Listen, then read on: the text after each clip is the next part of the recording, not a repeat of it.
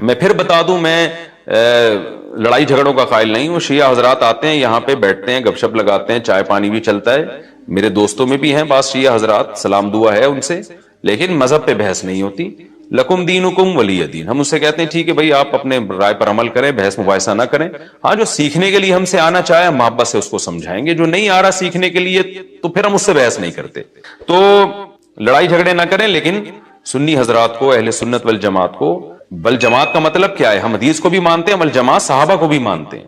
تو صحابہ میں اہل بیت بھی داخل ہیں، اہل بیت کے علاوہ بھی صحابہ ہیں. تو کسی کی بھی، ہماری رائے تو یہی ہے کہ کسی کی بھی تعلیمات نہیں، ہمیں تو احادیث میں کچھ بھی نہیں ملتا.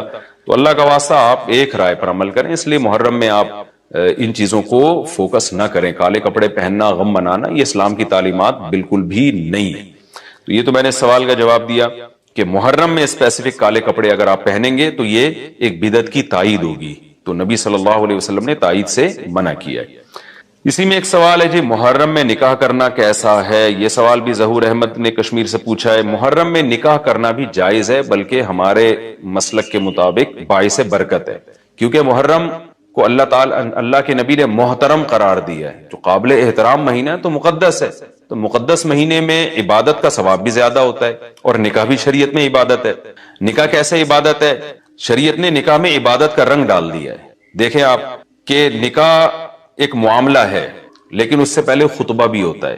خطبہ جمعے کی نماز سے پہلے ہوتا ہے، خطبہ عید کی نماز سے پہلے ہوتا ہے، خطبہ استسقاء کی نماز سے پہلے ہوتا ہے، خطبہ حج میں ہوتا ہے. یہ ساری عبادتیں ہیں نا جس میں خطبہ ہے. لیکن اسلام نے کیا کہا؟ نکاح سے پہلے بھی خطبہ ہوگا. اس کا مطلب اسلام نکاح کو عبادت قرار دے رہا ہے، نکاح میں عبادت کا رنگ بھر رہا ہے. تو عبادتیں تو مقدس مہینے میں زیادہ ثواب ہوتا ہے ان میں. تبھی آپ دیکھیں نبی صلی اللہ علیہ وسلم نے فرمایا رمضان کے بعد سب سے زیادہ روزوں کا ثواب محرم میں ملتا ہے. کیوں؟ مقدس ہے نا، تو عبادت کا ثواب بڑھ گیا اس میں.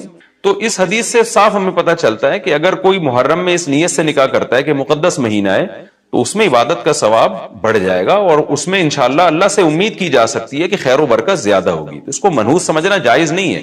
اگر آپ کہتے ہیں اس مہینے میں چونکہ حضرت حسین رضی اللہ تعالیٰ عنہ کی شہادت ہوئی ہے اس لیے منحوس ہے، تو یہ غلط ہے.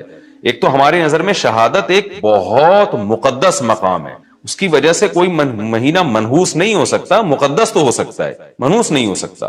دوسری بات یہ کہ یکم محرم سے لے کے 29 یا 30 ذی الحجہ تک اسلامی تاریخ میں کوئی ایسا دن نہیں ہے جس میں کسی مقدس شخصیت کی شہادت نہ ہوئی ہو یا کسی پہ ظلم نہ ہوا ہو. اگر آپ تاریخ کے اوراق اٹھا کے دیکھیں، ہر مہینے، ہر تاریخ کو کوئی نہ کوئی اسلام میں اچھا واقعہ بھی ہوا ہے اور برا واقعہ بھی.